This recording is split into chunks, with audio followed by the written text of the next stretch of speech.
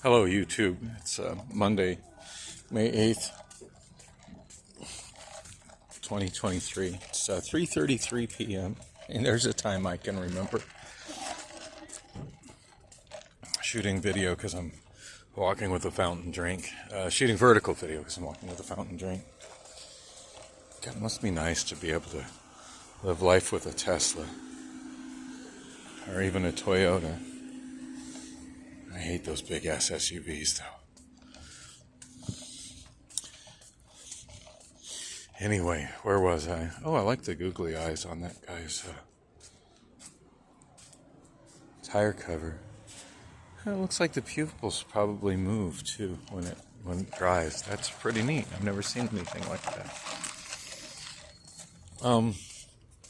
So I've got a fountain drink. I went to Costco, and I'm glad I have this my Costco membership, and I have this Costco so close to me. Every time I walk by the docks here, I wonder what it would be like to work there. So this Costco only has 4 docks. I mean, the warehouse I work at has, I don't really know how many. I don't know. I want to say hundreds, but it's probably less than 100. It's probably around 100.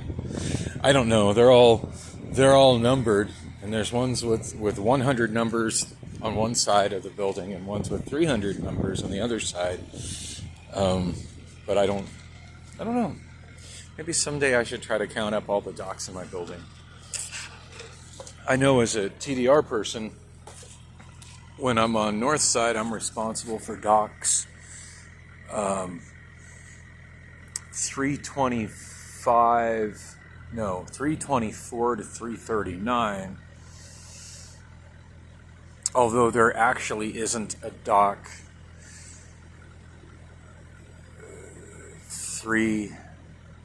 there's 333, 334, 335. Those are all tote docks, and then 334 through 332 are outgoing freight docks. And then the next 3 docks are for, they're not actual docks like these here for trucks. They've got, for waste management. I mean, the dock numbers they're still technically there, but they're not docks, like this for trucks. But what would be dock 336 is a cardboard auger, and then 337 is a trash compactor, and 338 is a cardboard auger. I'm not sure which one of them caught fire last month. One of the cardboard augers caught fire. And then 339 is an outgoing tote dock.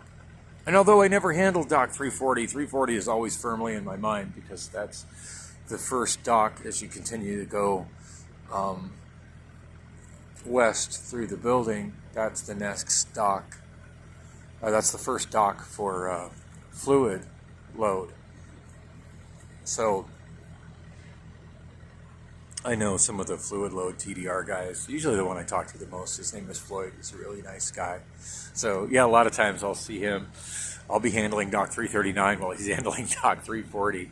So, and sometimes he comes to me looking for TDR straps. And sometimes he helps me with water spider and stuff, like when I'm trying to get wood out of the building or get broken UPP out of the building, which is generally, if it's done on the north side, it's done at dock 339. So I'm sorry, I don't know how many docks that is. I can't count.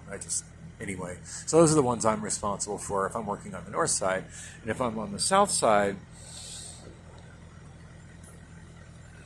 I know the highest number one is 340. I forget the lowest number one. I used to have them memorized, but I can't think of them all right now. But I do know that there are 2 special dock doors between the guy in the truck kind of cut the guy in the oversized SUV off. So the guy in the oversized SUV was honking. I mean, it's a parking lot. Everybody should just be going slow, but I do see the backside of a stop sign that the guy in the truck ignored. I just want to know why these people have to have such large vehicles to go through a strip mall parking lot. It just seems ridiculous and excessive to me. I miss small hatchbacks. Small economy cars like we had in the 80s and 90s.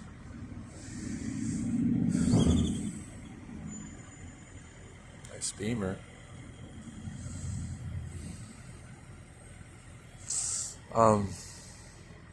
Yeah, and there's two docks. There's two docks between, so there's the outgoing freight docks on the south side, and there's two docks that are called non-inventory docks that sometimes I use because non-inventory doesn't operate during night shift. So sometimes I'll use them on the south side. Never, well, actually, I want to say never for loading freight, but you know, I do think I've loaded freight in one of them before. Oh wow, speaking of docks, there's a truck about to dock here. I wasn't going to be talking about docks. I got totally sidetracked here. It feels good to sit here in the shade because it's pretty hot out today. You know, what he's doing right now is why I really don't think I would be happy being a trucker. I like driving. I like driving long hauls over the road. Like, a lot of people don't like long driving, you know, on interstates between cities. Oh, it's long, it's boring, blah, blah, blah. I really enjoy it, and it's something I really miss being able to do by not having a car, and when I do have a car, just simply not having, you know, enough money or to be able to take time off and enough money for gas to be able to go for long drives like that. I really miss it because it's something I enjoy a lot.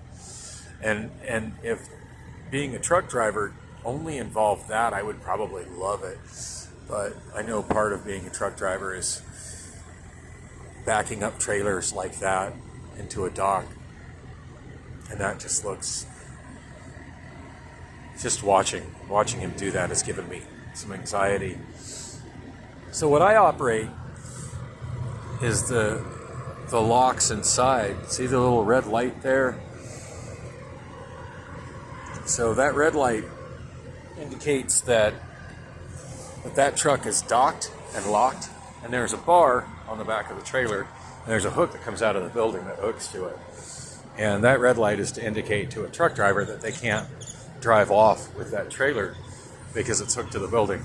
As you see, the next one there has a red light as well. But as you can see, that one there, hopefully y'all can see it. I can't really see it very good. You see that one there has a flashing green light? And what that green light means is that the dock is available. And I do think the light also flashes green like that when a truck has been released. So even though the truck is still there, if it's been released from the building inside, that lets the truck driver know that they can back up and take their truck. So anyway, when I say that I do TDR, it seemed like a good time to explain what that actually is.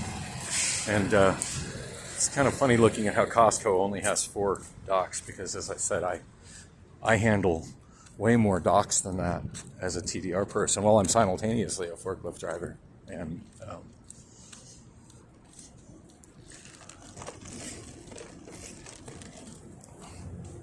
keep trying to remind myself that as much as I feel like I hate my life right now, I do really like my job.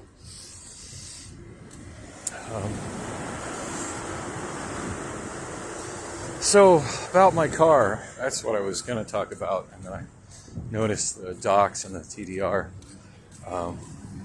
things there. Wow, they're actually working on the forklift there. It's Raymond's actual service people here. Raymond, Intro Logistics Solutions. You know, my warehouse was supposed to be getting Raymond forklifts this year, and we're still using the old Schungheimer ones that I've been using as long as I've been there. Not that I have a problem with them. I think they work great. I like them, and I've looked at the controls on the Raymonds, and they're very similar, but I think I'm a very tactile kind of person as far as like using controls by the way they feel, and I think I would I would adjust pretty quickly, but I'm sure like the first time I get on a Raymond, it's going to be very difficult for me because even though the controls operate the same way, they're in slightly different places. And one thing that I've noticed is I probably don't really use on the Jungheimer forklift. I probably don't really use the wheel the way I'm supposed to.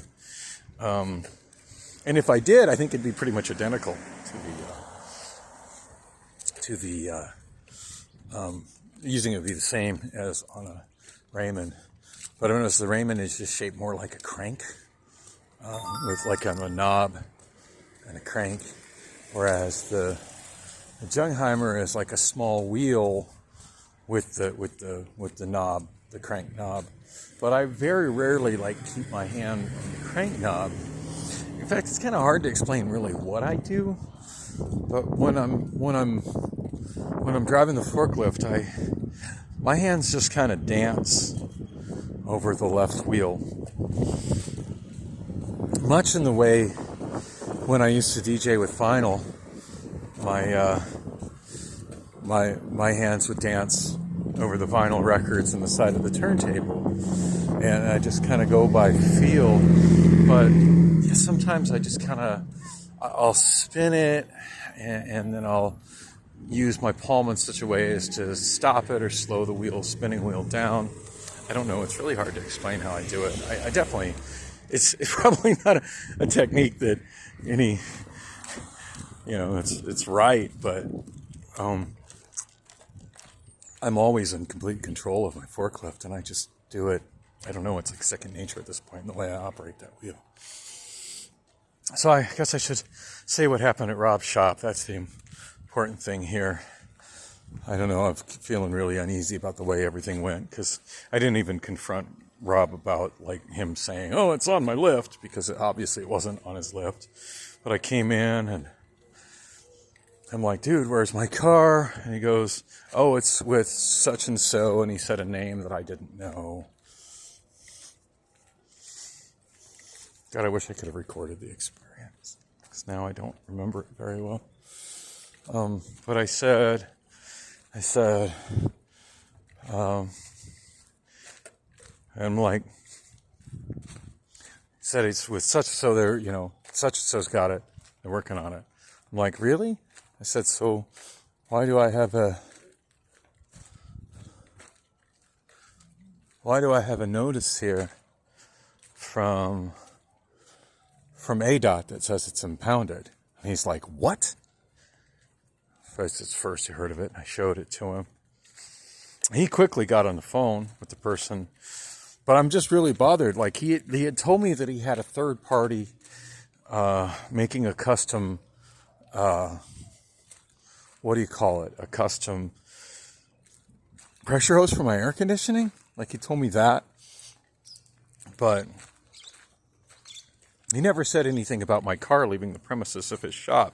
In fact, what he told me is completely the opposite. He told me that that it was on his lift. It's on the lift. He's told me that twice. Working on it. It's on the lift. And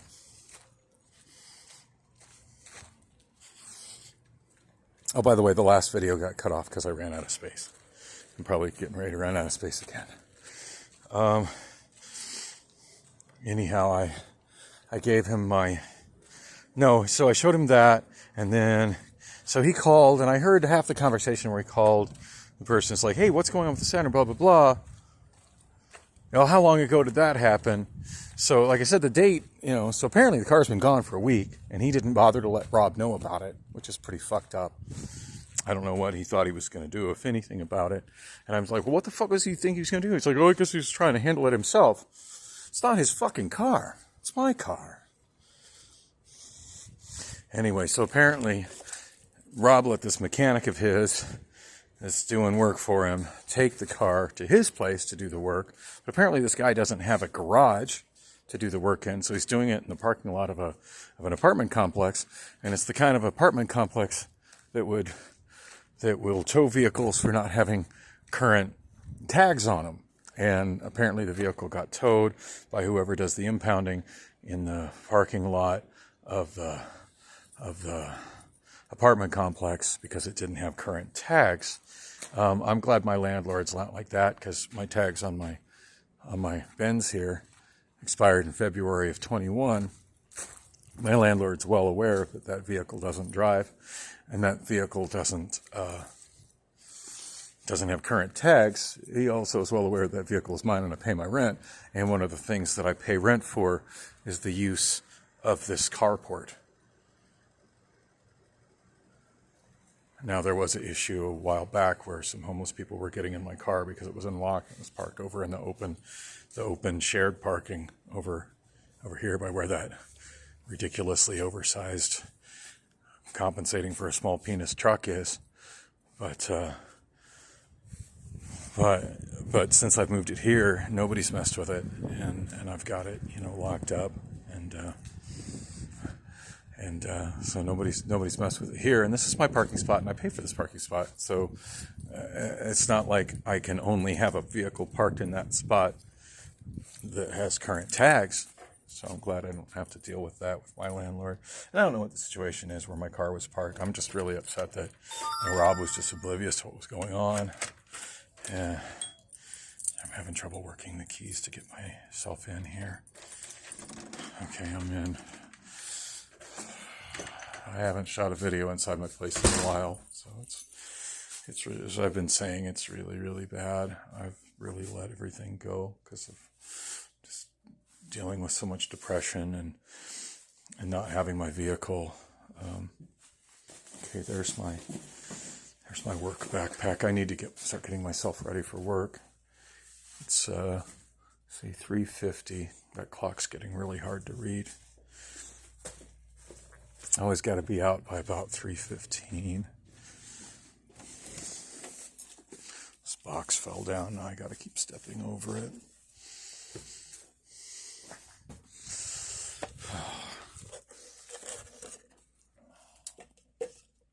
I really enjoyed the food at Costco. It's kind of hard to beat $2 for a giant slice of pizza, and then the drink 69 cents. Hey, Sambo. I gave the cats their last can of food today, so I got to figure out some way to get some cat food here for them.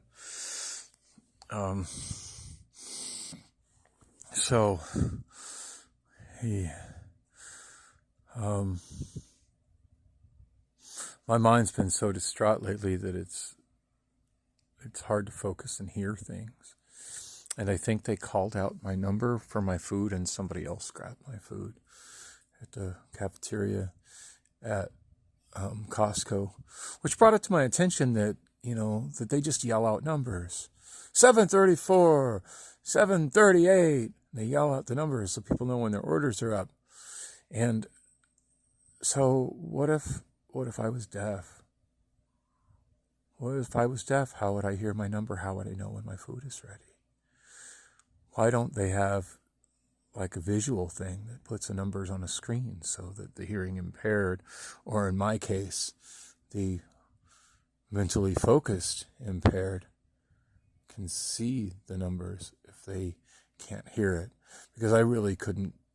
There was just so many different voices inside that Costco that it was very difficult for me to hear the voice calling out numbers and to separate the numbers being called out from all the other voices inside Costco. Hi, Sambo. You want to be part of this?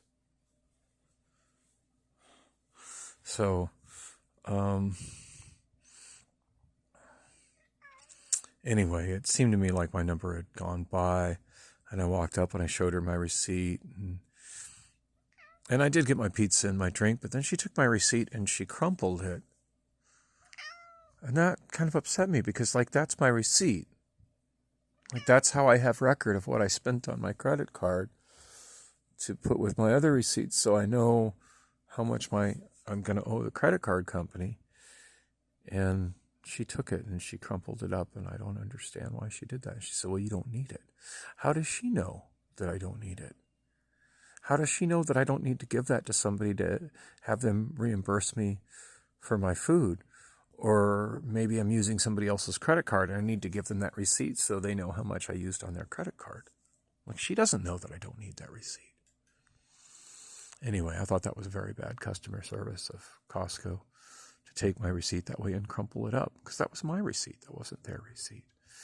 And then to have that way of just yelling out orders in the mix of a whole bunch of other voices, It makes it really difficult to know when you order. And then I'm thinking, my God, what if I was completely deaf? Speaking of completely deaf, I saw a YouTube short as I was waiting for the Route 32 bus on the way over to Rob's shop. And it was of a man being tased and violently kicked and punched by police because they came up behind him and were yelling at him to get on the ground and to put his hands up and get on the ground. But they approached him from the side and the back out of his field of vision. And the man was deaf. So obviously they couldn't hear these cops rudely barking their orders. And they just came up behind the guy and just threw him down. And there was body cam footage of it. I'll try to put a link in my video description here. But the guy was like, he was trying to say, and of course, deaf people, when they talk, it sounds kind of funny. It's not something to make fun of, but it does sound kind of funny. But the guy's like, I'm deaf. But I mean, I could make out that he was saying I'm deaf. I mean, if I heard that coming from a person, I would understand that means that he's deaf and he can't hear me. I mean, shit, even if I couldn't make out the words I'm deaf, just hearing that kind of a sound coming out of somebody is enough for me to know they're deaf. And maybe that's just because I've been working at my Amazon warehouse for so long and I work around a lot of deaf people. So I kind of know what it sounds like when they try to vocalize. But the one cop was tasing him, and when the guy saying, I'm deaf, and is trying to cover up his head because they'd punched him in the head, the cop said, okay, and continued to tase him. Meanwhile, the other cop continued to bark orders at him and tell him what to do. Like, he just said he's deaf. Why are you still yelling at him? What is the point of yelling at a deaf person? And why does Costco assume that everybody can hear that person yelling out numbers in their cafeteria? I want to know that. Anyway, I got to get myself ready for work. I don't think I really explained what happened with Rob, but I'm a little confused myself. And maybe I fucked up because I gave him the letter from ADOT and I gave him the title to my car and I gave him my tags. I said it got impounded because it didn't have tags on it. But if they'd have checked the registration, the registration's current on that car. I just hadn't put the tags on it yet because I got the tags in the mail after I brought it to Rob to get worked on. Anyway, it's a whole fucked up situation. And Rob just dropped me back off here and had me give him that stuff. I really wanted to go with him. I said, I want to go with you. He goes, no, I'm going all the way to North Phoenix. I got to deal with this guy. You don't want to be there for that. I said, oh, kind of I do. And he goes, no, I don't. And he goes, look, I'm going to take care of this out of my bank account and everything. I'm going to go handle that right now. So I'm glad he at least stopped what he was doing and he locked up his shop. Like, he completely locked up his shop. So if anybody went there, like, there's nobody there. But he stopped the vehicle. He stopped working on the vehicle he was working on, and locked everything up, and just immediately we hopped in this Jag and came. Yeah, but I was shocked that he dropped me off. I figured I was going to roll with him for all of this. And then when we got here, I didn't realize that's what he was doing. I thought he was going to have me roll with him while he got my car. And then when he said he was going, I did take a picture of the letter so I can at least call that tow company to find out if I don't hear back from Rob tomorrow. But once I was like, well, I said, there's no point in me going home. I said, my place stinks like cat piss because the cats have been pissing on the blankets, and I don't have a way to drive to the laundromat to do my laundry. I said, and I don't have any food at home because I have no way to go get groceries. So why don't you at least drop me off over at Costco so I can go in there and eat? And he did. We also talked about the electric Waymos because the Jag he was driving had a steering wheel almost identical to the ones in the Waymos. I showed him the picture of how they got what the steering wheel looked like that was identical to the steering wheel of the car he was driving, and how it had the stickers on the Waymo that says not to touch the wheel, but the Waymo driver's in control at all times. Anyway, sorry I'm so rambling. My mental health is not really good right now, and I'm feeling a lot less suicidal than I've been feeling lately, so that's something.